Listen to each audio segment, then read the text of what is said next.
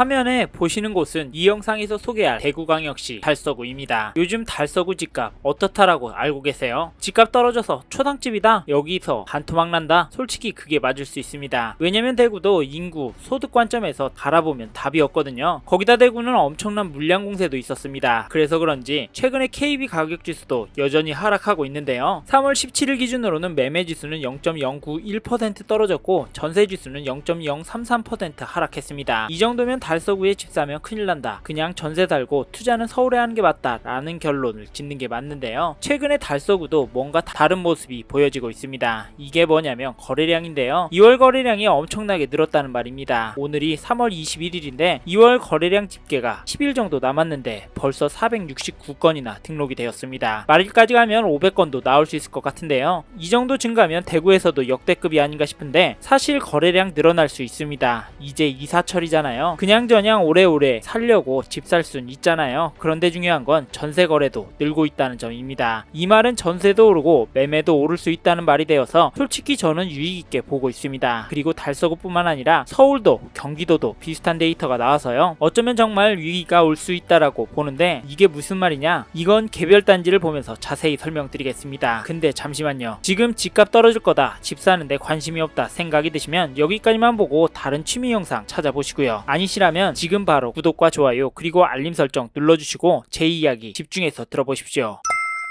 먼저 소개할 단지는 2016년 6월 입주한 월배 2차 아이파크입니다. 이곳은 달서구에서 1위 하는 단지인데요. 무엇보다 아이 키우기가 좋아서 인기가 많기로 유명한 단지입니다. 근데 중학교가 애매하다는 단점이 있다는 점도 참고하시고 여기 거래 내역을 보면 3월 거래가 엄청납니다. 특히 5구 84제곱미터 거래가 많은데요. 먼저 5구 제곱미터 거래를 보면 3월 17일에 205동 5층 물건이 3억 4,800만원, 210동 12층 물건이 3억 5,500만원의 계약을, 그리고 5일에 3억 4,200만원의 도장을 찍었습니다. 솔직히 저는 매매지수와 다르게 오르는 걸로 보이는데요. 여러분은 어떻게 생각하세요? 다음으로 전용 84제곱미터 매매 거래를 보면 3월 19일에 212동 15층 물건이 5억 3,200만원, 3월 13일에는 203동 17층 물건이 5억 3,600만원의 계약을, 그리고 8일에는 5억 1,800만원의 도장을 찍었습니다. 전용 84도 하락이라고 보긴 어렵고요. 천정은 계속 치고 올라가는 모습으로 보입니다. 호가도 한번 볼까요? 전용 84제곱미터 호가를 찾아보면 최저가 순으로 205동 2층 물건이 4억 7,900만원부터 최고가는 5억 9천만원까지, 최신 순으로는 5억, 4억 9천, 4억 7,900, 5억 4,500만원에 올라오고 있고 평균 호가는 5억 2천만원 정도 된다고 보여집니다. 솔직히 호가가 엄청 오른다는 느낌은 아닙니다만 살살 오르고 있다라고 느껴집니다. 다음으로 전세 거래를 보면 매매와 비교했을 때 상대적으로 거래가 적습니다. 84A 타입 거래를 보면 3월 7일 215동 12층 물건이 2억 3천만원에 거래가 되었고 2월 25일에는 219동 14층 물건이 2억 7천만원에 거래가 되었습니다. 전세가는 오르지 않고 떨어지는 것 같은데 호가를 보면 이야기가 다릅니다. 물건이 3억부터 나오고 있고요. 최근에는 3억 2천만원 물건들이 등록이 되고 있습니다. 사실 앞에서 보신 건 갱신거래라 가격이 낮았던 거고요. 전세는 많이 올랐습니다. 특히 물건이 없기도 해서 호가가 오르고 있는 건데요. 이게 달서구의 현실입니다. 저는 이건 역대급이라고 보는데요. 신축 물량이 많아서 전세도 박살났던 대구였는데 묵직한 상승의 신호가 여기저기서 나오고 있습니다. 여기만 그런 거 아니냐고요? 네, 사실 인기 없는 구축들은 흐름이 약간은 다르게 보입니다. 상대적으로 수요가 덜한 1997년 대곡 사계절 타운 2단지 거래도 한번 보십시오. 여기는 어떤가요? 뭔가 움직임이 덜하죠. 뭔가 오른다는 느낌보다는 주저주저 하는 것처럼 보이는데요. 이래서 인기단지 신축하는 겁니다. 사람들이 몰리고 가격도 더 탄력적이니까요. 이런 이유로 대구도 잘 잡아야 합니다. 아셨죠?